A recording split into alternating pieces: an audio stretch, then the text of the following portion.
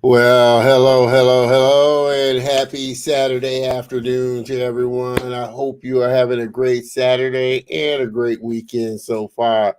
My name is Don Terrell, and I want to welcome you to another great episode of The Color of Motion. I like to say stories come in all shades. And I highlight people of color and diverse backgrounds in the industry of motion graphics, animation, visual effects, cartoons, and comics.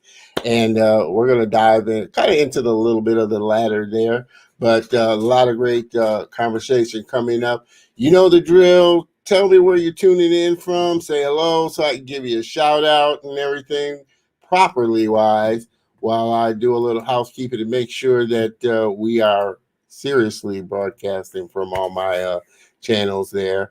Again, I want to make sure that I give you the proper shout out that you deserve. So please let me know where you're tuning in from.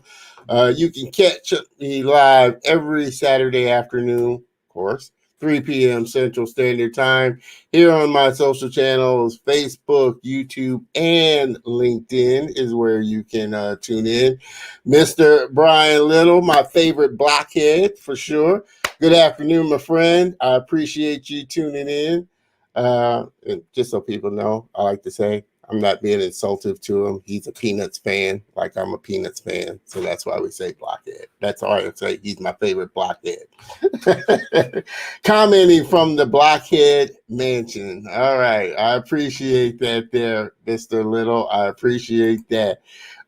If you do happen to be tuning in from Facebook or LinkedIn, Facebook, you may need to give StreamYard permission so that I can see your avatar and your comment, and like I said, give you the proper shout out. So you can go to StreamYard.com/Facebook and give StreamYard permission just in case. Let's see. Mr. Little. Yes, indeed. Mr. Little. Yes, indeed.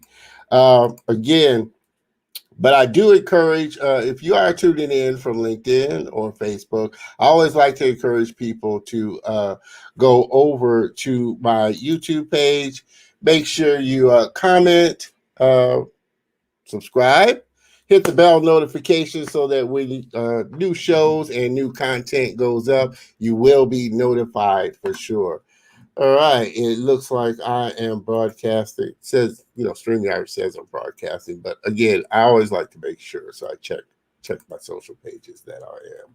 So I am broadcasting here. I'm super excited to dive into this next interview. Like I said, he's been in the industry for a while, so we got a lot to kind of dig into, and we were chopping it up a little bit before the show. So super excited to sit down with my next guest. I always have been kind of throwing out, the last few weeks or so.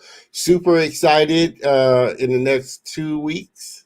Next 2 weeks is when I will officially be launching the revamp of the show. The new intro, new graphics, new system, just all new stuff for the show. So I'm super excited to finally unveil that to everyone moving forward. And that'll be coming up in the next 2 weeks. So stay tuned and check out, make sure you look out for all the new ads coming out and everything. All right. So with that, I got a lot of the housekeeping done, everything done. So we're ready to dive in there. Again, make sure you jump on and say hello because I always want to know who's tuning in. All right. My next guest, he has had a long and varied career in the American animation industry since the mid 1980s. 1980s. So that's a good while. So we got a lot to dive into. Mid 1980s, he has worked as either an animator, director, or designer on commercial animation projects, feature films, cartoon TV series, games, and music videos. Between 1990 and 1994, he was the author and lead artist of the hip hop comic strip No Joke, which appeared in the magazines The Source and Urb.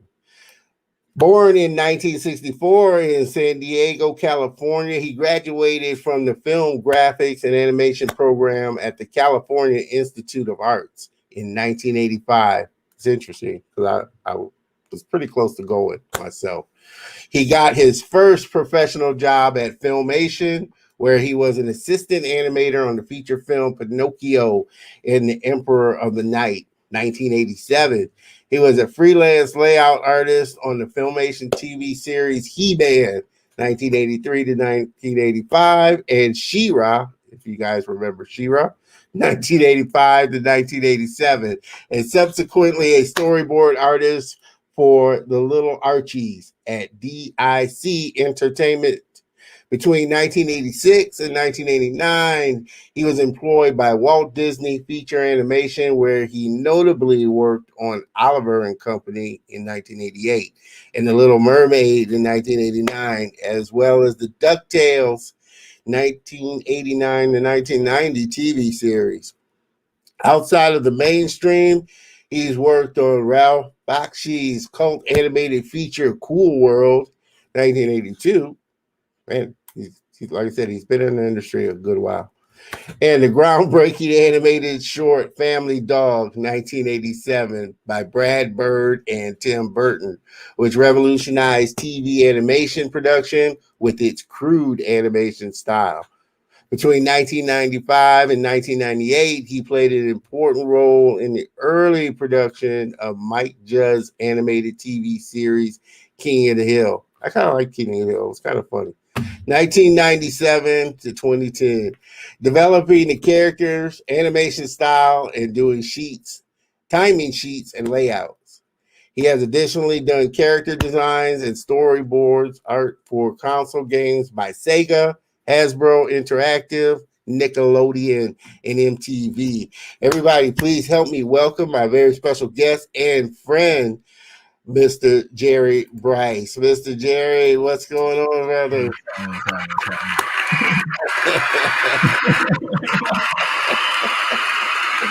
I appreciate you being on. As I read, you have a long career in animation. Like I said, you have a long career in animation. A lot of it, is because I can draw really well. And a lot of them are cleanup or key cleanup, positions. And I was able to, make other guys look good. Like if you're a comic book in the comic world, it's like inking and stuff. So Yeah. Profound, but you're seeing my artwork, so I was always able to work with some of my favorite animators, and that's why I got a lot of credits because I can draw. Yeah, awesome. Well, okay, so were you always artistically inclined even as a child? Were you drawing and doing that, or was this something you kind of picked up a little bit later in life? No, it was definitely something that I was always doing as a child. It was just a habit. And like all my friends and like you're talking like first grade, second grade, kindergarten, these things, I'm drawing and my friends are enjoying it, in the playground, whatever, sandbox, what have you. And that's what it was for me. I had interesting ideas, but it was like I mainly did it because I was into entertaining my friends. Yeah. So what were the type of animations that you enjoyed watching as you were growing up? Charlie Brown the Peanuts. Hey, Brian, another blockhead. Because it's the 70s. I'm like 56. It's like the Christmas special, the rock. I'm a rock. I actually identify, with Charlie Brown. Being an outcast. It's not like I didn't like. I hate the victimhood thing, but it was like forced busing, etc. During 69, 1970. So it was I had some issues, with racism. Being on a bus, going across the town that was a new thing, and I had a lot of violence, and I had to deal with degradation. So I kind of identified with Charlie Brown. I like Charles Schultz, and then he had Franklin. Oh yeah. Like I said, I was. And Brian, and I've kind of mentioned this to Brian, which is kind of we connected. That was my sole reason for getting into comics and cartoons. I just love Peanuts, Snoopy, Charlie Brown, Linus, all of them, and was just always consuming Charles Schulz. Anything in the library that Charles Schulz wrote and was about him, I was always taking out and stuff. So I definitely understand that. As you were kind of, developing, your artistic, well, let me back up a little. How influential were, your parents in kind of just developing your skills, or were they an active part in, kind of encouraging you? Yeah, they definitely didn't discourage it. They encouraged it. Obviously, what I mean, it's like, I know my father, my father could draw really well. And in his life, he's down south, again, Crow America, you're having to, deal with the fact that there wasn't a whole lot of opportunities that were open up to you just because of your color. But my father was into construction, and he actually ended up having a very successful commercial contracting business here in San Diego. We developed, some properties, but he can draw buildings really well. He would sit down and draw a building that he wanted to build, or he has a set of plans, and he, draw a house, how he would want to change it, in perspective. And I was always impressed by that. Yeah, gotcha. I ain't gonna been a background, because I have friends, I draw backgrounds, like a lot of my friends like my background illustrations. And but I know background artists, you know what I'm saying? So I'm always impressed by that, simply because of that. And then we go out and build the building. He built some of the iconic buildings here in San Diego. Gotcha. Like the Geisel library at UCSD. Oh, okay. Yeah. So as you were going, I mean, did you take art classes as you were going, like through grade school, high school, and this and that?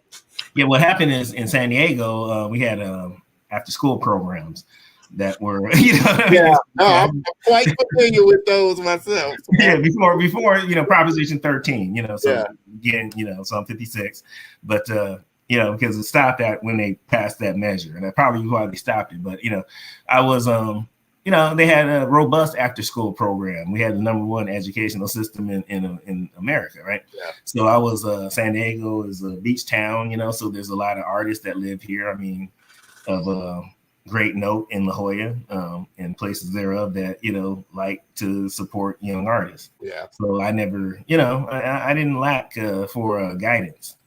Plus you have San Diego State art department, which is close by my house, and you said they have a robust college community, and then you have the college students themselves. Yeah.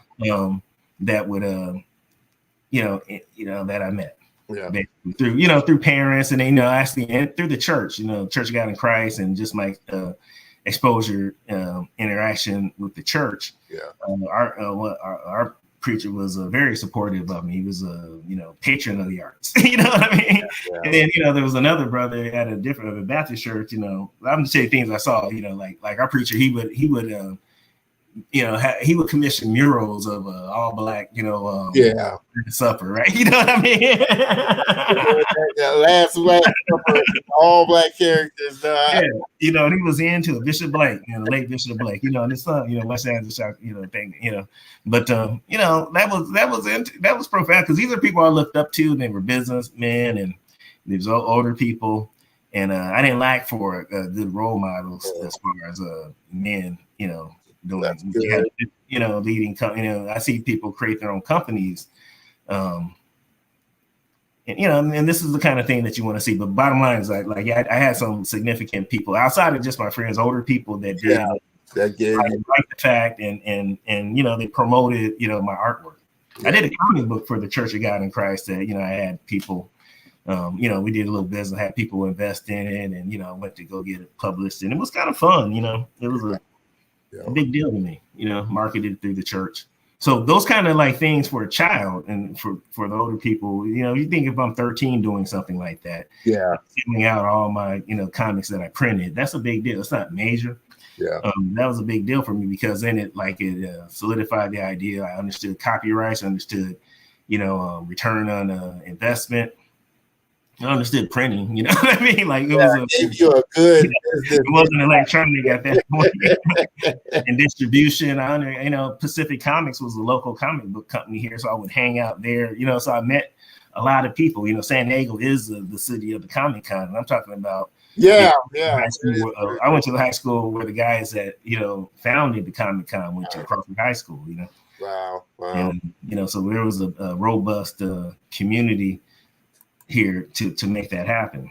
Now, did we know that it would happen like that? I don't know, man. It's like I was talking to a friend recently. He was saying he thought that I would that I would kind of fail. He wasn't saying it like he's an older person, but he drove me up to college, and he thought that that this and I hey man, I want to be a cartoonist at Disney.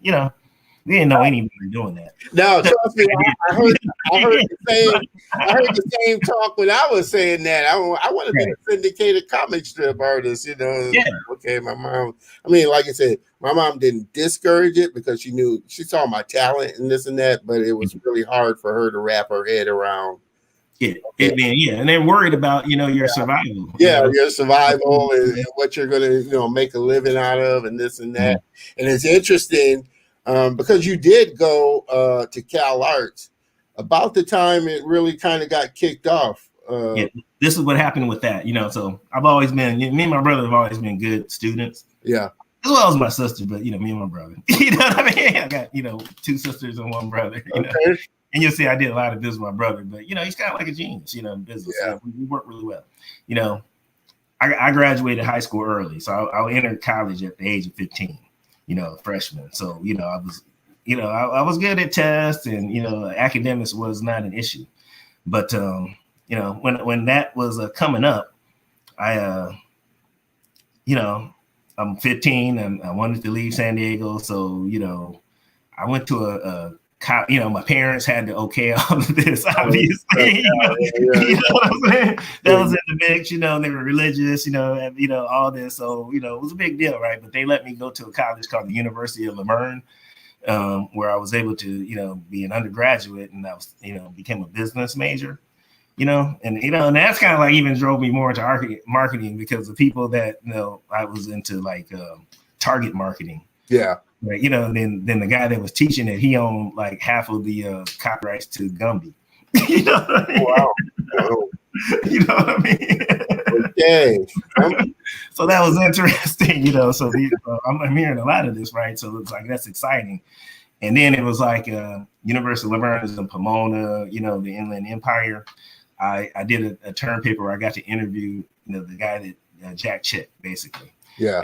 The guys, because I'm religious, right? And so I was into his comic book collection of religious tracts. It was an interesting business, the handouts you get, Yeah.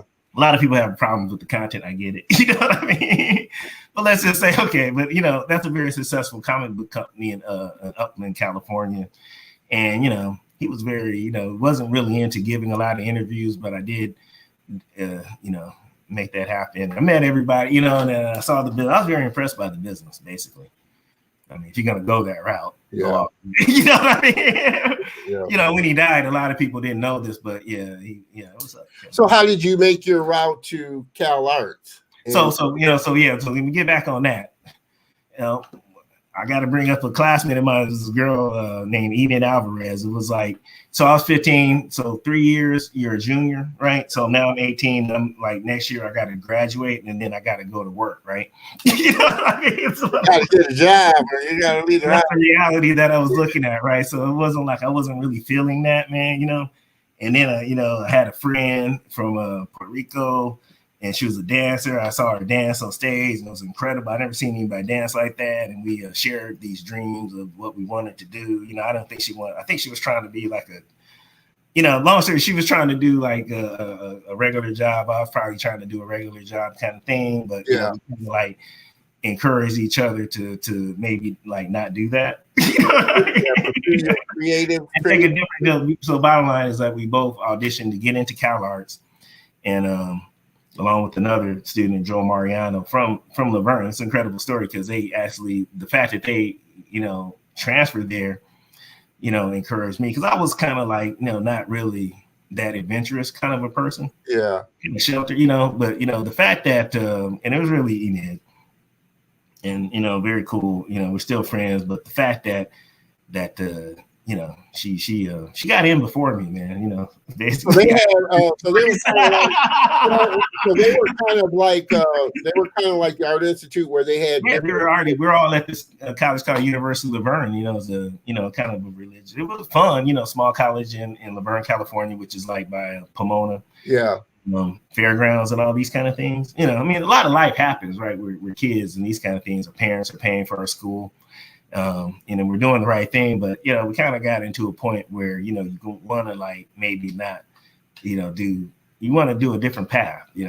Like I wanted to work at Disney and stuff, and I remember when I was kind of easing towards, I went up to Cal Arts, and I had met I went back to my high school I graduated from. I went to a recruiting event, and I met some of the recruiters from Cal Arts, so I had the book. I had a lot of exposure to really profound artists through Idlewild. I knew Francois Gilles. I knew a lot of artists, older artists that I knew a lot of art. I didn't lack for access to fine artists here in Southern California that supported me, that I knew. They took me to art camps exclusively. So I had a lot of, I knew a lot, so it was like that summer when I started making these decisions, it really was a real thing. Cal Arts was, like, I had a lot of exposure to a lot of people that were making their living as artists or even academic artists. Dorothy Chris Johnson. I took Enid to an art gallery. A lady had owned a gallery called the Fair Oaks Gallery in South Pasadena. She had two houses in South Pasadena where she hosted a private art show with Peter Max. And it was, that's like one of my favorite artists, right? That's like a pretty dope illustrator. If I'm liking Overton Lloyd, when I eventually became a partner with, I like Peter Max. You know what I mean? Yeah. And then these people are up, they're doing their mixing with the different social group. Basically, I was impressed by these artists that I met here. I started going to a lot of, art openings and doing a lot of different things that I never you growing up, what I mean? Yeah. Wine and cheese and hanging out with, going to Palm Springs and staying in Palm Springs. It was incredible. Yeah. Shouts out to Jeremy Toback too, because look him up. But we're still friends. But I met him as a younger person. He grew up in that atmosphere. But we're like with Bella Lewinsky at the Idlewild camp. I was spent some summers up there. But that's where I met a lot of the. I met Bella Lewinsky. I was drawing her. Betty Edwards, drawing on the right-hand side of the brain. I participated in something with her. Southern California is a great place, and it was like, again, I go back to that character Franklin and the Peanuts thing. That's what he did. He got exposed to the farm and stuff, right? Like, I'm not saying I was like we weren't poor, broke, whatever, but this, like, I'm looking at wanting to mix and mingle. I'm looking at expanding. Just expand. And it's interesting because actually I had gotten it wasn't a full scholarship, but it was some dollars scholarship to the California Institute of Art, and it almost went. But at the time, like I said, I was just coming out of high school and didn't know I had family out there, and so I wasn't really trying to go that far away. And thinking I was going to be alone and stuff, so that's why I ended up not taking that. But being alone, well, like I said, it was my first. I was just graduating. I'd never been really anywhere living. By myself, of course. I was like, okay, well, I really don't know. And then I found out a couple of years later that I had cousins out there that I could have went out there. But it was that was in the mix with my parents allowing me to go to college at 15, the University of Laverne, because I had I call him uncle. He's older. He's a cousin, older cousin. He was Bishop Jones, and he was getting his PhD there. Mm-hmm. He had a school, had a large church in Barstow, California. That my dad built. What's your experience?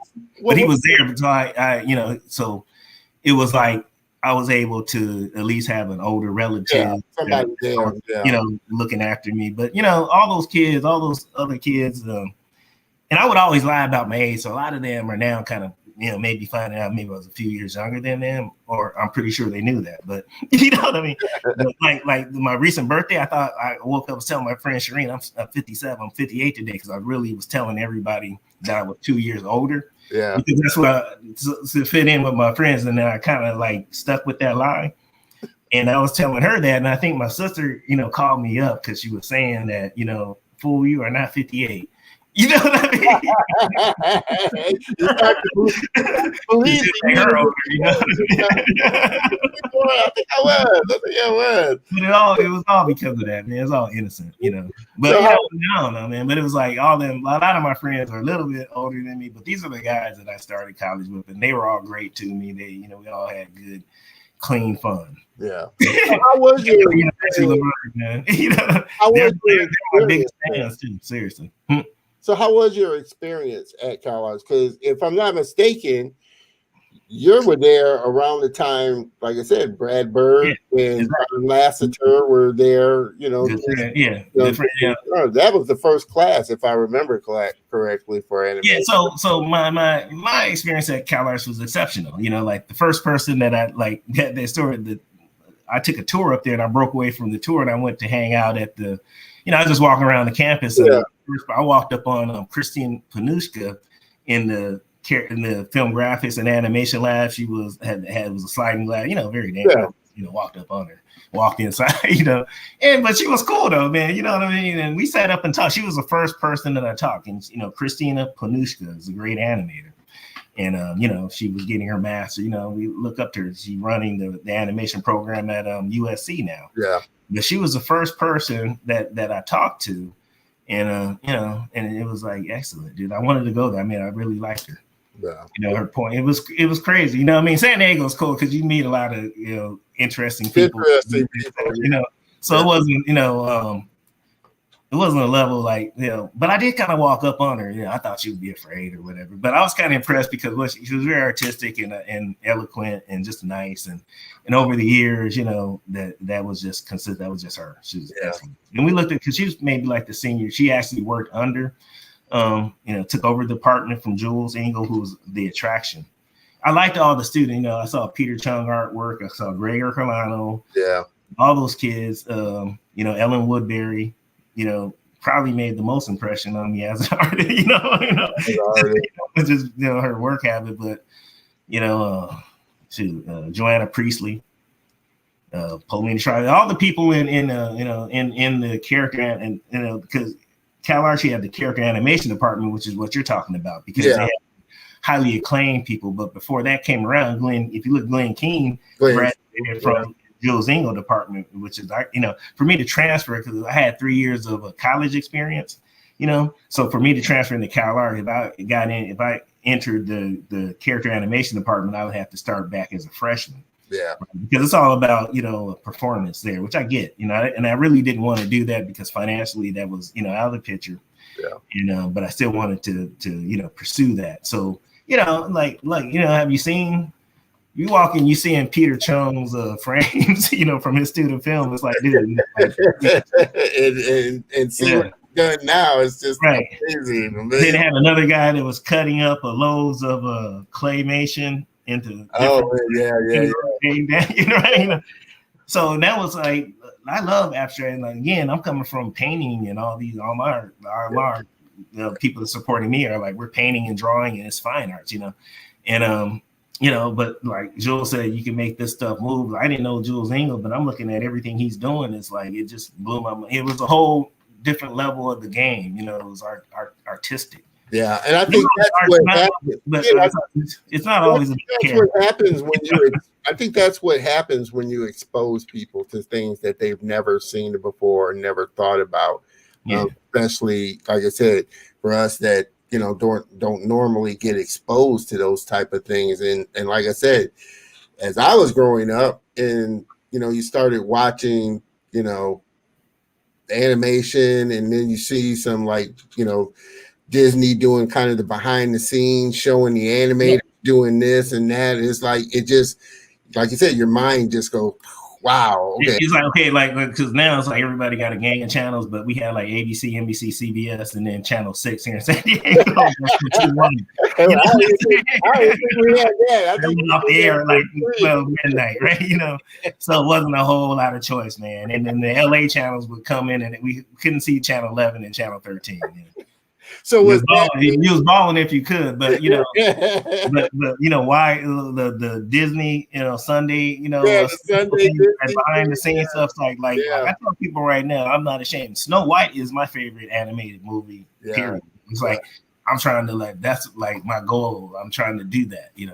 Like if I was the people, what I'm trying to my goal of my animation, no matter what it is, where it is now, I'm trying to do all that subtle.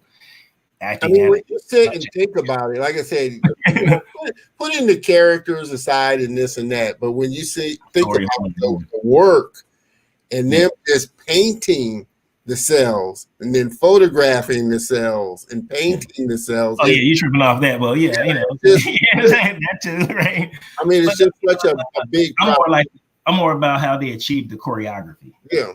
How the characters move themselves, how they and the movement of it all. The inner emotion. I really care about this character. You're making people feel a real emotion, like react to a drawing, a series of drawings. So I believe that's the way it's presented. Yeah. No, it's and that's why I tell people you get so much of a better appreciation when you see the behind the scenes and you see them actually flipping the paper to really get emotion from a character and everything, because the other side, all we see is the end product. Well, yeah, that's it. And you're seeing like in a lot of end product, you're seeing my drawing. So if I did a drawing of something, if I cleaned up or assisted Glenn Keane on something from Little Mermaid, you're seeing actually my drawing painted.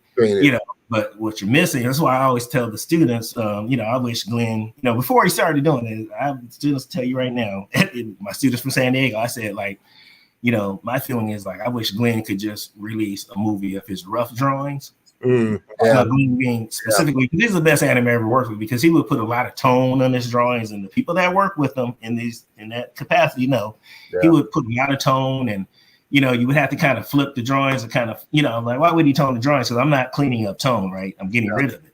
I'm looking for form, you know what I mean? And volume. But I mean, you want to immerse, he had this thing drawing from the inside out, right? And it's a whole, you want to immerse yourself in the spirit of Sola, like what he's doing.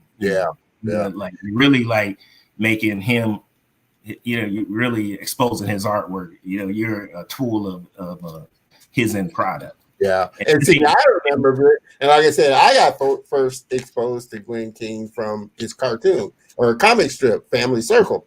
Right. Well, and I'm taking it there again. Like, imagine, and I don't ever get into anybody's personal business, but I had a friend Phil Young, and like, imagine, like, you really can't tell your friend, give your friends advice, so people kind of look up to him, and I think like the beauty of Glenn is that I think he makes a point in a subtle way just by showing, because like he get a lot of good advice from his father, having a successful business. That's a big example, right? But also we know, I look at Glenn's kids, all his kids are in animation. It's like, his son, for me, it was hard for me to work with my father. I wasn't trying to, but that's a lucrative business, right? I'm thinking about it more now. I mean, and even like you chasing some land in San Diego, straight up. That you said that, because like I said, it's a family business for them, and for you, like I said, you couldn't even work with you couldn't imagine working. And for me, my father wasn't even around. So this not having that type of thing to where you're shown this skill or taught this skill. But I'm just saying, so my experience working with him, and I look at like how his kids are around him, my experience working with Glenn was like, it was more like a spiritual thing. He was a nice person. He's he knew, you're the best artist in the room, but he didn't have to. I know some people that are really good artists and they're terrible. Terrible person. Terrible people. Straight up, their ego is, they put too much on it, right? You know what I'm saying? I definitely drive you away from, like, you're yelling at people like this is unnecessary, right? Yeah. Glenn would be like, "Hey, Jerry, that looks good, but let's think about, like, let's see what we can let's try this." More empowering. Yeah. And that you want to throw that, you want to. And it's not like hero worship, because I work with the best animators in the world. Yeah. You know, that's why I animate a lot, because I was cleaning up or assisting, you know, going up in that ranks. And even on my own projects, I always would commission the best animators that I wanted to learn from the work, you know, to work on my stuff, you know. And that's why I would do that, you know, because sometimes it wouldn't work out, you know, like I always say, an in-house job, there was always an end date, because I can only suck up so long, right? Yeah. You know what I mean? I think that's how anybody gets better. I think that's how anybody gets better, especially animators or whatever it is. You surround yourself with people that are better than you, that are good enough about sharing their skills and their knowledge. And like you said, not feeling like, you know, they're all of that and this and that. They're genuinely wanting to help you get better at your craft. And that's what you can't see from the drawing. I mean, like, you can single frame Glenn's drawing, any of these guys drawing, Glenn in particular. Yeah. You can't replicate that. Glenn, like, you know, we're impressed with how people can train themselves online resources. But I know that, you know, that one-on-one, that the collegial experience, you know, the system, it's a different thing. It makes somebody, if you did that on your own, just if you dealt with this person at that level on a daily basis, you're gonna be exceptional. Yeah. So what's been up to that point? What's been the biggest and best advice that you kind of picked up along the way? You know, that you kind of go back to every once in a while. That sticks with do for self. You know, do for self. You know, don't sell your rights. Gotcha. Own your rights. So I mean, that's more like creative. Like basically, I got into selling my creative properties back in 1989, 1990. You know, so that was an experience I don't know if a lot of people can relate to. I think they can relate to it more now, because I think it's more common. But you know, they're selling their rights. So you know what I mean? Don't do that. No. And I encourage that for, you know, and I think, like I said, for now, I think is a good time for content creators to because there's so many channels where they can create and control their own content. You know, I'm gonna give, you know, for these national networks, I want everybody to consider this. Come to PBS Kids. They don't own any of your rights. No. They're not interested in owning your rights. They're interested in educational content. They do have some, you know, goals. You know, they do have some goals, but come to PBS. Gotcha. That's why I'm not interested in exploitation. I understand the allure of our business. We're dealing with fame and fortunes. You know, some people think it's fortune. More or less, we're dealing with fame and the promise of fortune. And the people promise you the fortune, they know where it's at. It's not really in the fame. The fame is good, it's fun, you know. Everybody knows you. I can tell you the lack of fame, you know, you get kind of omitted from the story. You know, that kind of hurtful. But if you got the fortune, you know, then you really don't care. My message would be to everybody is look out for your money. Look out for your rights. Yeah. No. You know, you're creative, you know, because you gotta look at it. Nothing from nothing leaves nothing. So now you're creating something that has absolutely no value other than the effort that you put into it. But if I'm Bruce Smith or Jerry Brice or Overton Lloyd or Dan Haskett or a lot of the brothers I seen making millions of dollars, you know, if I'm Seth MacFarlane, you know, he owns a jet. Right, he probably has a real sick deal. I know for a fact, you know, Matt Graney has a deal because me and Overton knew his attorney were smart enough to look at their deal before we negotiated our own. You know, I just want to, you know, I want to replicate success, not failure. I mean, my friend Mike Judge, you know, I think you know, I mean, I'm not putting nobody's business on blast, but I'm pretty sure he was happier with his King of the Hill deal. Yeah. I mean, shouts out to MTV and everybody, because those people, Average, you know, everybody, John Andrews, they're still my friends. You know, I still have a massive love and respect, and they're probably watching. They help me now, you know. That's good. They want everybody to be in the best position. But you know, when looking at business, as things progress, I think the most businesses, when somebody has a hit, you're probably going to find out that hit was done at an expense of fortune. You're getting the fame, and you're spending the fortune is in the hands of the people that you're answering to. Yeah. You look, I was reading about Boondock, you sell your rights, then that's the end of the story. You sold your, how down can you be if you sold your rights?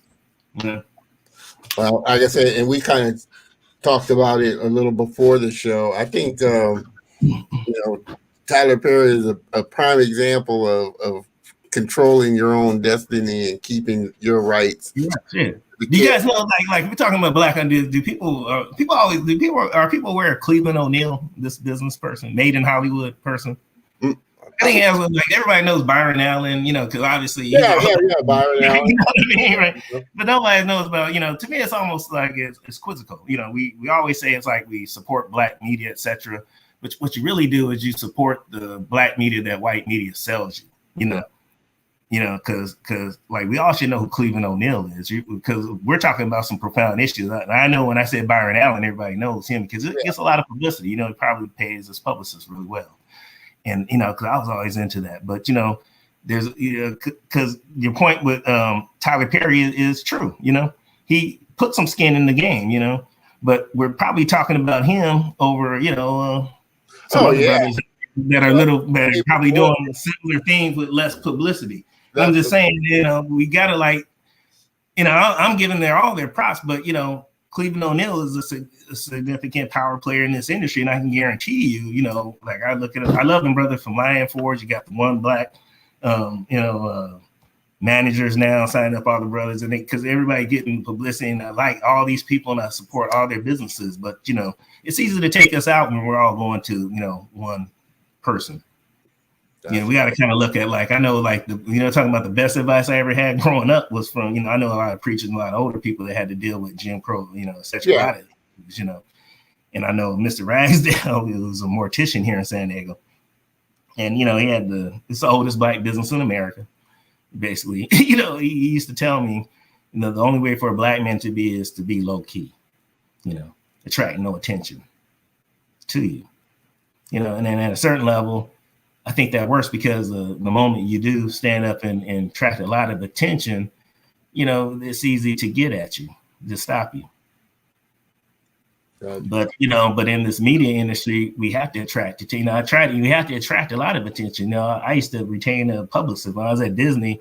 I had a publicist on retainer for $1,500 per month, $1,980, because I was very serious about I wanted me and Bruce, my friends, to have a lot of power and influence in the media, because I saw, the position that I saw, the direction that we were going. I understood that, you talking about black cartoons, there was no black cartoons on the network. I'm seeing BET, there's no black cartoons really striking. I don't even think there were on BET. I mean, Saturday morning was a lack of black. The ones we had, they took off, right? The Rainbow Power and stuff, they took that off, I love Fat Albert, that was cool, but like every time I went to go pitch a cartoon, like in 1989, 1990, especially with Arsenio, we was always getting compared to Fat Albert, like one thing, We do that now, it's probably Proud Family, right? Yeah. Or the last black cartoon, shouts out to them, but it's always like one thing. And then I kind of broke it down to why are we pitching it to just these people? Oh, they own the distribution networks. Well, why don't we own the distribution? So I kind of broke it down to I like to not complain about things. I like to why did we allow ourselves to be controlled? Yeah. And we have to be responsible enough to take control. Yeah.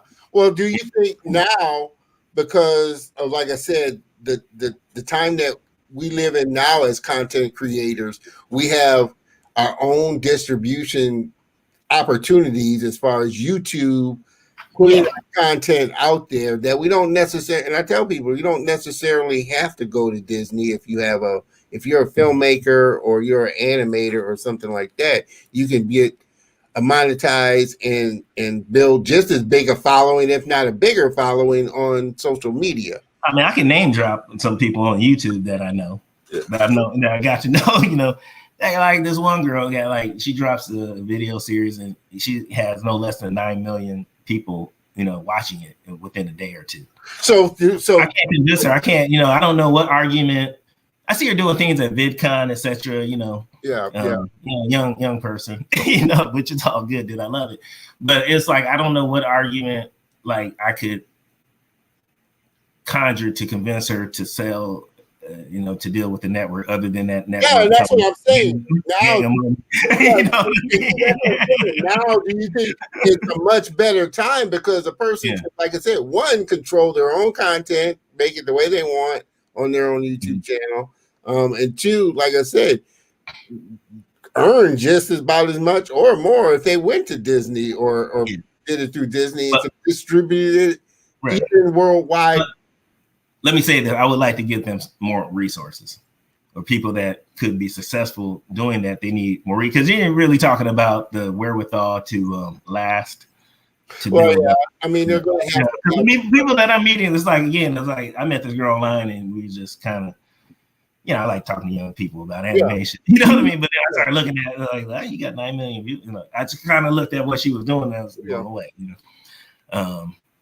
So was she doing it by her? I mean, when you say resources, you're talking about having a team or just processes and things behind them. Is that what you mean when you're saying making her bank account real fat to a point where she would have to, you know, acknowledge it? You know what I mean? Oh, you know what I mean?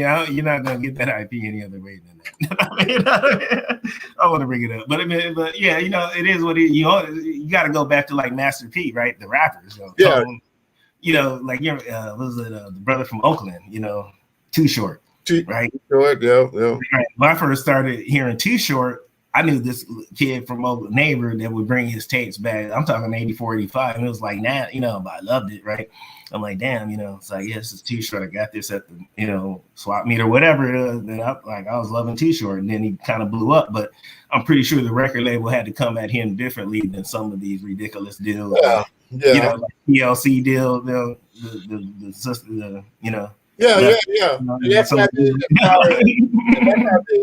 I mean as far as if you're going your own route or the grassroots route with building a base, you got more leverage when they do come, because more than likely they are going to come to you when they see you got a following or you're you know, making this kind of money. Gives you more leverage moving in. Yeah, you got more leverage. I'm telling you, man. You know, the point. I have a friend. I'm gonna post something about my friend Lamar. As a company called Super Fresh Clothes. But he was a student, you know, and, you know, I know Macy Gray, we're friends, whatever. And it was a point where she was wanting to do a website or whatever. Yeah. And then called me up, whatever. And because she knew I was teaching, and, you know, I had a relationship with all my students, but I said, okay, I knew she would like this brother. He looked good, right? And a nice presentation, but he was always showing me, you know, different things, you know, putting together different business. So I hooked them up together, and then, you know, they liked each other, so they started this whole business. But long story short, he, you know, she exposed him to Christian Auditor, all these kind of things, but he was able to take all that, you know, energy and create his own company that he bootstrapped called, you know, Super Fresh Clothes. You know, he learned something when it kind of, you know, work out with Macy. But, you know, now that was about 10 years ago.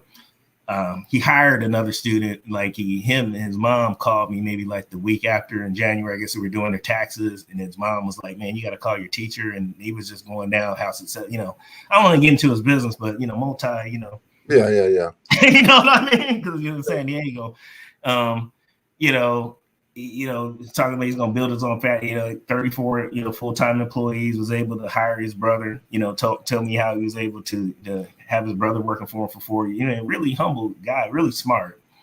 But, you know, like he's saying the student that I sent to him to be his graphic, you know, designer is able to, you know, kind of like retire, you know what I mean? They're balling, right? You know, and it's just exciting. It's like, yeah, Mr. You know, and he went through the things that he wants to do, and it's just exciting because now it's like, you know, you got him here in San Diego or in Southern California, you know, he's like paying business taxes, employing 34, you know, full-time employees.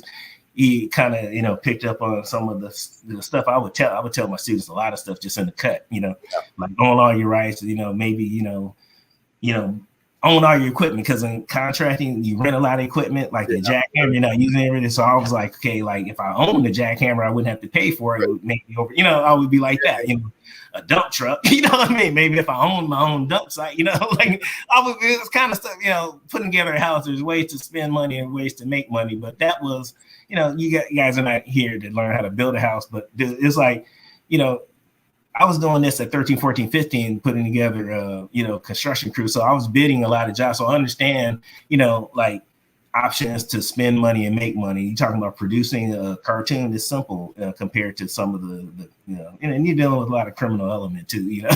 Some things are so organized, we got to kind of deal with, I mean, allegedly criminal, maybe an organization, kind of a issue that you have to overcome sometimes with,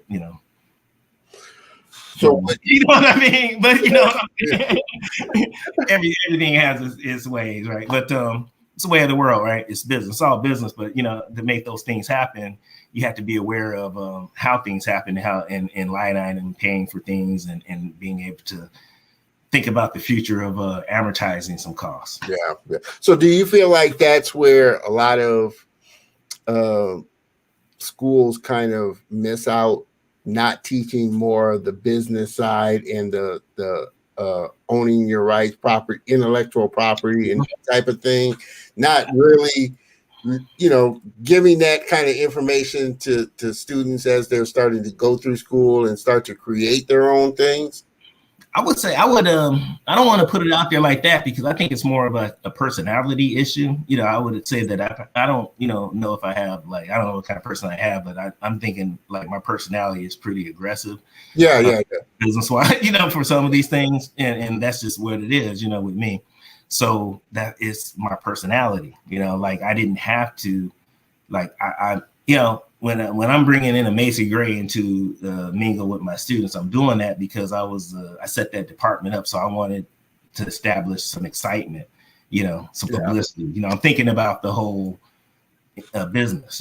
Yeah, she's famous, right? She was at her, she's, Well, I mean, I know a lot of people are. I want to see her do good too, Yeah, and I know a lot of artists or content creators are, like I said, that's all they want to do. They're not thinking, I want to own my business, or I'm going to come up with one thing. I just want to for Disney or Pixar or whatever it is.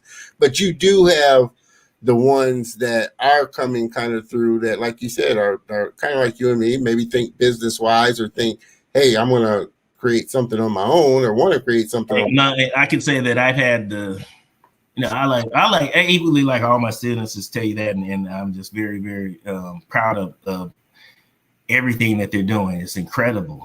That's a book in itself, but this man, I got a student that that got into Cal Arts, and I would say like the best experience that I've had with the students after college are the ones that have started their own businesses, the entrepreneurs. And I got a Janine Bond. Yeah, she started her own business. She got into, not only did she get into Cal Arts Experimental Animation, so I kind of loved that, right? And she was a student of mine at the Art Institute in San Diego. So she transferred, got into, experimental anime, because I used to tell her about all those, all the women that I went to school with, and the guys too. But, I was telling about all the ladies, all the women that I went to school with are profound, notable animators, directors, leaders, thought leaders in that field. So she was kind of like showing me when I would see her work and just knowing her in general, person, and I clicked with her, Yeah. I just kind of got, I told her, man, you kind of remind me of some of the ladies I went to school with at Cal Arts. So I just like maybe, low key kind of like I probably did recruit. I mean, she would have to, I would say that I probably did recruit her, into Cal Arts, from my teaching position at the Art Institute of San Diego, but which isn't great, but it was great for her. And it was great because she's giving now she started the Glass Animation Festival, right? Okay. I seen like a lot of like she's taking it to like the whole arch, she's taking like the international animation thing. She has the animation festival here. She's giving awards. She's bringing attention to animators that I graduated with. Yeah. Steve Botnick, that's what trips me out. And then she's creating opportunities for animators while creating opportunities, being at the forefront, because she went and got her MFA, and she'll probably end up getting her PhD. You know, I put that out. You know, but whatever it is, whatever the case, look her up. You know, Glass Animation Festival. Shoot, man, it's like, you know, definitely entrepreneurial. Yeah. And using everything, you know, that using her mind in ways that, like, I never underestimated her. I just didn't really. Like, I was trying to get her to go to Cal Arts, so I wanted to take her to the comedy club, man, because she was funny. Yeah. I wanted to do like, I wanted to write some stand-up comedy with her, but you know. But see, I think that's the beauty. You never know. You know what I mean? You never know what somebody's gonna run with as far as the information that you give them or what they pick up from you. Because you know, I'm saying that because I got that job at the Art Institute of San Diego. I was teaching there through David Feldman, who was one of the leading comedian and comic writers in America. Yeah. You know, a lot of Emmys. You know what I mean? Look him up. You know, but he got me the job there, and it was like, so I'm getting the job there. So, you know, I was doing a lot with him, so I was thinking like, hey man, you know, this girl, she was legitimately funny. You know what I mean? Like hilarious. It's right. Like I said, there's a lot of people out there. I mean, and you've been in the industry obviously a good little while. I mean, what have you seen as, you know, what are some of the really big changes that you've kind of seen as you've kind of gone through your, you know, 30 plus years doing that? Okay.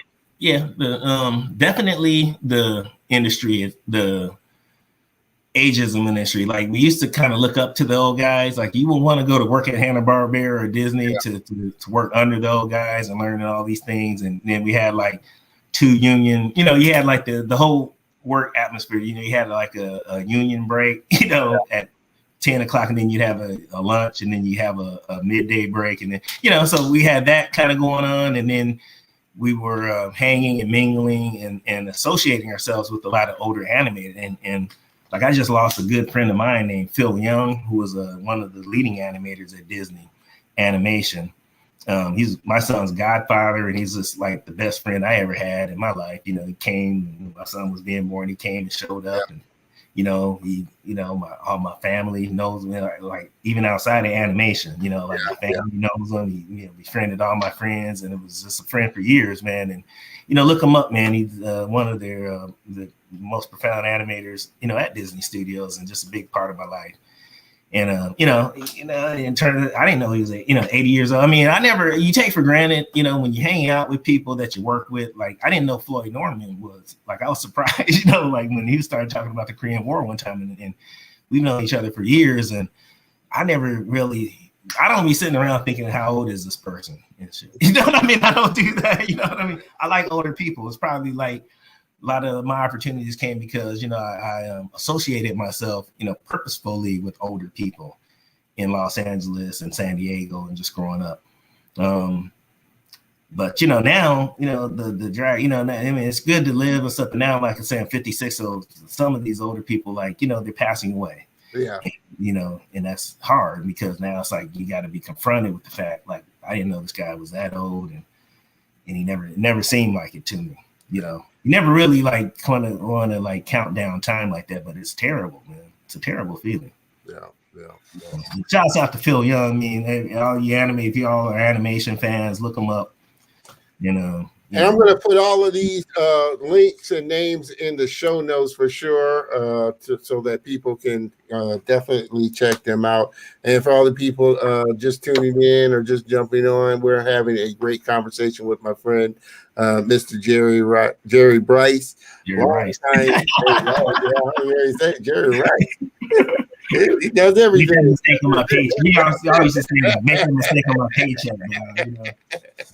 Oh man! So would you say, and we talked about this a lot through this conversation, but would you say the best advice? Because my question was going to be, what would be the best advice that you would give somebody coming into the industry? Would it be about business and really kind of learning the business side of it, or what would be your best advice? Yeah. My brother has a PhD in entrepreneurialism. You know, he got that because, you know, he produced a video for me at Motown, and Gerald Busby, the people at Motown were so impressed with him, they helped him, you know, do that. Yeah. and that has changed lives. Yes, create work. I want my friends to understand. It's like, I don't lack for. I've never, been in a position in my life where I didn't have attention. So it was never about me promoting myself. I come from an altruistic family. You look at our history of the church. Like my thing, even with my father's business, we did it because we wanted to create opportunity for people that would not get opportunity. It's not about me. It's about you. Yeah. Now I have to take care of myself. I do, I have kind of like, gotten to a point where I used to deny, like I used to pay everybody's taxes. You know what I mean? I kind of like, that, and me kind of like hurting myself is not good, because the tax situation, is bad, right? You know what I mean? You gotta help yourself, people. Yeah. IRS will shut you down, right? Seriously, but deal with it. You know what I mean? But I would say this, you want to create, legitimate opportunity for your team, for your people. I have this thing called the nation, and it's not just Black people, it's my team. I want to create like an opportunity for my friends, because I always say it's like, if what's good for me is going to be good for you. Yeah. Always my thing is I made a commitment to Kenny Tompkins, Carlos Beza, Bruce Smith,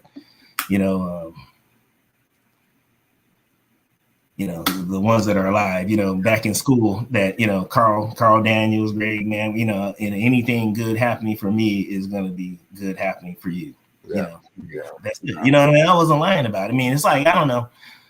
Yeah, to me, to be the brother, all these brothers from Philadelphia, Detroit, New York, LA, all these kind of big cities and stuff. You're from a small town, you look up to brothers from the big city. So I'm thinking, okay, they're about it and whatnot, Don't let the brother from San Diego just, be the one that's about it. No, I think I agree with you. It's gonna be like that and let it be like that. But I don't hold it again. I'm real with it. It's like what's good for me is good for you. Yeah. Period. I don't. Yeah, I think a rising tide rises all boats, and that's what it's about, helping others and helping the younger ones that are people that, like I said, wouldn't normally have that kind of opportunity. I had a friend, George Clinton and Overton Lloyd, right? Yeah. Did a lot of work together, all that, so I used to, when I was younger, okay, I had a cervix, probably, if you read my comic strip, No Joke, I wrote all that, what I'm saying? So basically it's like, if I'm unfamiliar with that, that's my personality straight up, I'm trying to impress upon the nation, the brothers especially. It's like, I remember when my man Bruce told me one thing, like I got to calm down, we got to wait our turn, they'll hook us, all these kind of things, man. And I'm like, I'm not about that, dude. We're dope right now. Let's take, I'm not waiting for anybody to give me shit. I'm trying to take it down, period. Let's do it, so, and I'm thinking everybody else should feel like that. All the other brothers should feel like that. But see that, and that's the thing. Like I said, not everybody is going to think that way. Some people, like you said, think. I mean, 1987. I give it to him. 1986. Hearing me say this in 86, 87 was, we didn't have I don't know, his brother. Should I listen to him? I tried to give. I tried to I always was hanging around celebrities, and I always had a nice personal lifestyle. I knew a lot of musicians, and I knew a lot of stars and stuff. That I would hang around, and so I would try to I wasn't just hanging around stars as a groupie. I'm trying to do things with them. You know what I mean? I had to do an Arsenio thing, so that's what it was all about. But if you look at the Black churches, there's churches in Los Angeles that are thousands of people, mega churches and stuff. And I can tell you, to get that result isn't an accident. You got Stevie Wonder up at your church. People like Stevie. It's just like the art game, man. I had a buddy that had a piece and sold it to Johnny Cochran, whatever, and the fact that, or in the Oprah, bought the same piece, but the fact that a lot of wealthy Black people saw that Johnny Cochran and Oprah had bought this painting, they wanted the painting too. Yeah. Just. It kind of blows you up for sure. They want to be associated with success. So I understand it's I'm sure Shireen was telling me it's a FOMO, fear of missing out. Yeah. Right. So we understand the laws of attraction. I look at it. So the best thing I could say is you know, they were telling me, I would complain, why aren't people realizing, you know, how dope I am or whatever. You know, I said something ridiculous like that. They were like, you know, like the Overton and George were telling me, Jerry, if you want to be like an animation director or a successful animation director, what you have to do is make sure that you can empower 100 other people, you know, that you like or don't like, you know, whatever. Just 100 other people that want to be animation directors, empower them to be that successful animation director. And they said, you know, if you do that, you will be that animation director. Yeah. Well, that was some confusing advice at the time. I was like, what this thing? I mean, but now you can think I'm going to war with everybody, you know. Straight up a little time to kind of digest that and stuff. Yeah. But a lot of people kind of getting with Overton and George now because they're feeling them, getting more publicity. Yeah, but basically, like that was the best advice because that led me to, you know, going to India, you know, doing different things, teaching, helping people, you know, being more of at cause with help. You know, I want to be the possibility of this other person being, you know, an animation producer director. You know, if you kind of drop out of selfishness and just self-aggrandization and stuff like that, then you know, there's a whole lot of opportunity there. You know, you don't want to deny yourself because I could tell, you know, Shireen, man, you know, we definitely want to be very successful. I want it to all eyes on the whole nine, you know. Yeah. You know what I mean? I can't think of who said the quote, but I can't remember who said the quote, but it's like, you know, if you want to be successful, help somebody else find their success. You know?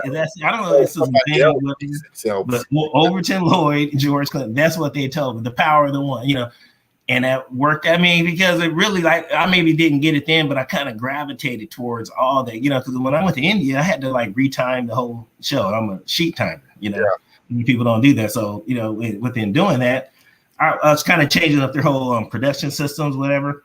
I started a little teaching, you know, thing. I was teaching how to time, and, you know, it kind of got me into like the idea of teaching and helping, you know, instruct people, which when I got back, I ended up, you know, when the teaching gig did come out of the blue, I ended up going for it. And that actually has put me back in the game. I'm really back in the game. You know, I haven't left the game. I'm back in the game, you know, working with Roker and all these kind of things, PBS 100% because of my students. The success of the people that I've helped out. No, it's something I definitely feel you, and it's something that I've kind of like you said, over time, it kind of sticks with you and kind of starts to grow in you. Really passing on and sharing what you know and teaching somebody else and helping somebody else is where you really kind of find your gratification and satisfaction and your success. I mean, commercially, like I've worked with a lot, like, you know, I've always worked with my students doing commercial things. You know, when I was teaching, I try to put them in positions of notoriety. You know, like, I have no, let me tell you, I mean, it's a little ego related, but I'm very, very confident with my technique. Yeah. You know, my art technique. So, you know, when I'm teaching the students, I teach them how to work kind of like the way I work, if it's a 2D thing or whatever it is, or how I relate to weight dynamics and like drawing. Yeah. I think something that, you know, construction, that's something that sticks with a lot of the 3D animators. And I hear about our gesture drawing, some of the things that I teach them. I'm very confident because I see it working, not only in my own life, but it's even more profound when I see it working. Working is somebody that you chose. I am not surprised. I'm telling you, I'm not surprised that all my students, when they get into these positions at, you know, Cartoon Network, these leading students, I'm not surprised that they are rising to the top of their crews because they're going to have something extra. And then that's because they, you know, I mean, it sounds ego. They ran into me at a formative age, you know, Wendy Sullivan Green. And I mean, I'm always surprised that they're not leading. You know, that I'm always surprised that their bosses can't see that they should be leading this production. But they never know. Like, either they'll get to that position or they'll break off and do their own thing. And like you said, realize that it's about bringing other people on as well. You know, something even bigger. And I'm at this point kind of like, you know, okay, for me, it's not happening fast enough for some people, which, you know, I'm going to help that out. If I can, you know. Yeah. And you know, which means I have to get back into that arena, you know, which is why I'm here. What I'm doing for Al, you know, I mean, all these people that I'm working for are great, and they mean very well for the industry. Gotcha. And that's entertainment, you know. Hopefully it'll work out. My thing is like, I'm about this. I want to create an opportunity for everybody, and the people that I work for, I just want to make sure that they don't become victims of exploitation. Yeah. And you know, and me, you know, connecting with Al Roker's team, you know, was profound. I mean, this is a good person that is a fan of animation and is I get to go with all of them, and they're rooting for you know, everything to work out. And my goal is for make sure that Al Roker Entertainment is one of the leading forces in the animation entertainment business. Yeah. And I didn't realize, it's funny, I didn't one kind of final thought. I didn't realize that until I think he had I used to watch the Today Show a lot when he was on, and he actually did a piece on Charles Schulz and was talking how big a fan he was and everything like that. And that was the first time I was like, okay, he's a real big fan of cartoons and animation and comics and stuff, and didn't really realize that. So he's actually an illustrator too, right? You know what I mean? Like I said, I didn't really realize that until I saw, like I said, that little segment there. So that's a powerful thing that he's doing, and decided to put it in entertainment animation and really kind of push it forward. I would hope more content creators, whether they're Black, whether they're Asian, or whether they're whatever they are, start to do that and create these opportunities in these studios for others, you know, to really come in and learn something and share something, you know, share their gifts. Because he's a thought leader, you know. I mean, I deal with Nick. I mean, I always deal with a lot of influential people, you know. Some of your biggest Black celebrities, right? You know? But and sometimes, you know, I approach them, but I know that I'm looking out for them, because basically I think everybody at that level of fame should, you know, look at like expanding their empire into an animated entertainment, you know, brand. Yeah. You can, why not? I mean, because basically it's like you can make so much money, it's ridiculous. Like, there's so much talent. There's so much talent out there. You know, and I've only scratched the surface just in what I've done with the show, with the talent that I've connected with. So I know that coming in with the project, I'm dealing with I wouldn't say out, but any, you know, like the Arsenio thing, because you saw that. If I'm coming in with somebody of note, or Chris or Martin Lawrence, somebody that's really hot, you know, then it's easier for them to kind of make that meeting, because they're going to kind of get it, you know, animation, rather than me coming in with something which I got some real dope projects that are just original, based on nobody, you know, fame is just a great idea, you know. But I often, you know, I went through a thing earlier in my career after the Arsenio thing where I just wanted to do original projects, because, you know, maybe peer pressure. My friends were like, oh, you just got that Arsenio thing, you're not that good. Yeah. You just got it because you're his friend, or because of him, you know. I would listen to that kind of ridiculousness. You know what I mean? You know, like, no, we did a, you know, like no, it was kind of a dope project, man. But, you know, I would go off and challenge myself to do, you know, deals with CBS or majors with just original ideas, and I had a lot of success with that. But, you know, I think it's stupid, because I like celebrities, and I like brothers expanding their fame into our field. You know, that moves me. I like music. It's what moves me. I mean, I did the Eminem thing. You know, it's what moves me, and people remember that, and I have absolutely no problem with it. I love it. Gotcha. It's just kind of like my thing. Like, again, like if it's animation or something like that, I'm probably more like that Disney guy. If I ever invested in any projects, it would be something at that level. Yeah. You know, and I'm just saying that if it's not my thing, I could see supporting. You know, I have affinity towards, you know, a Disney animated movie, you know, Black, white, whatever, just it being a dope story. You know what I mean? No, I feel it, because that's kind of where I would like to get to the point.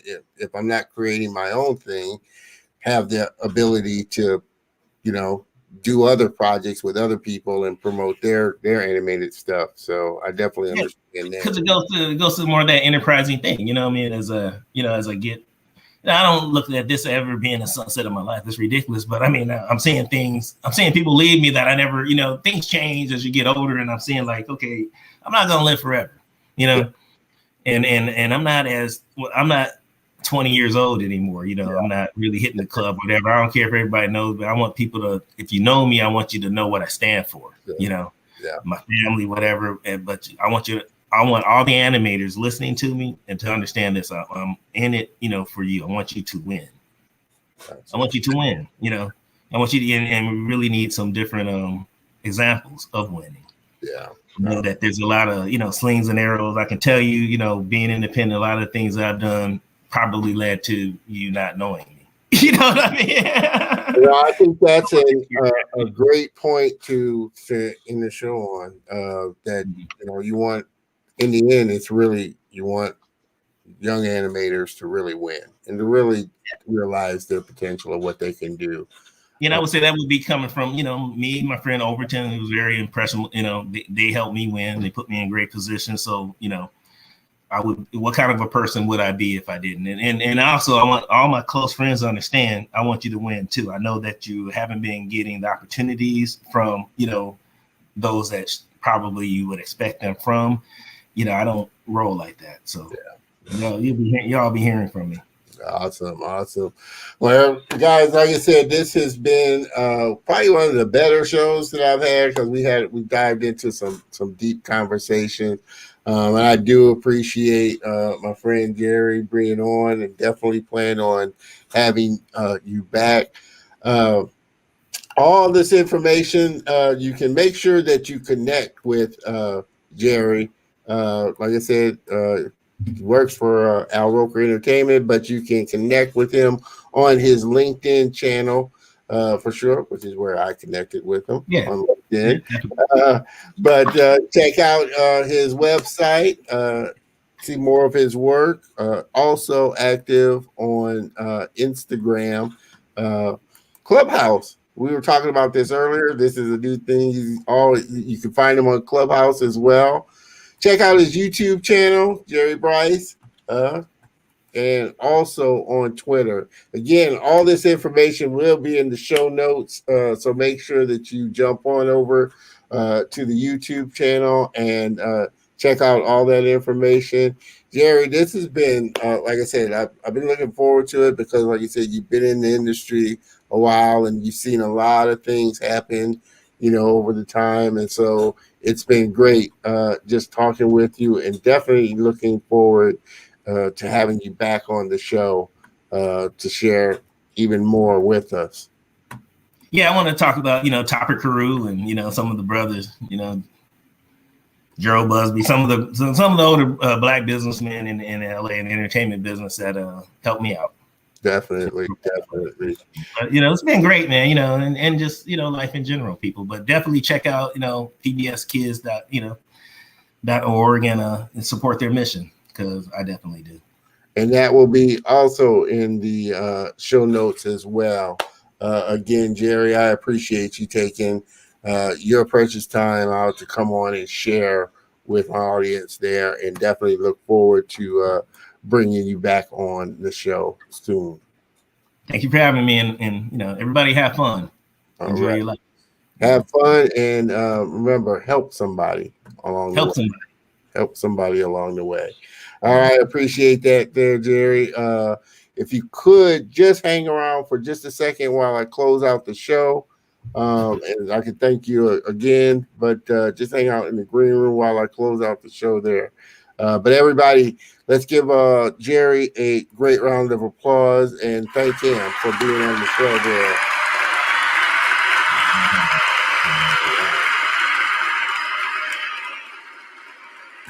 Guys, it's been another great episode of The Color of Motion. Like I said, we went a little bit longer, but you know, not quite as long as some of the other ones. So, but it was a great conversation. We dived into a lot of topics that were needed to be talked about for sure. And I appreciate my friend Jerry coming on and sharing with us, and definitely look forward to having him back on for sure.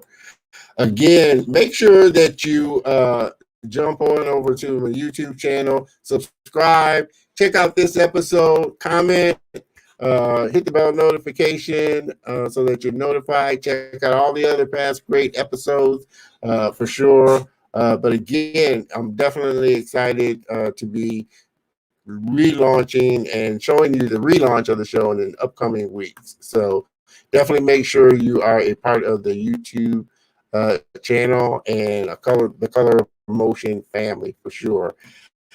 Next week, it's surprising how fast this year is going by. Like I said, we're next week is, can you believe it, 4th of July weekend, holiday weekend. I'm not planning on doing a live broadcast. I am going to do a replay of one of the past great episodes, but it's going to be a good one to check out again. So, and after that is when we're going to do the official launch of the revamp of the show. But next week is not going to be a live episode. It will be a replay of one of my past broadcasts. Not sure which one yet because they're all so hard. They're all great episodes, so it's so hard to choose from. But make sure you tune in because it's going to be a good one to check out again for sure. Everybody, I want to thank you for taking the time to join us, taking the time to catch the replay, and always supporting the Color of Motion family. Remember, stories come in all shades. So I appreciate and have so much fun bringing those stories to you. So with that, I'm going to close this one out. Have a great rest of the Saturday, great rest of the weekend. Have a great rest of your day, and I will see you. Make sure, well, I won't see you, but make sure that you tune in next week to check out next week's episode. Cheers.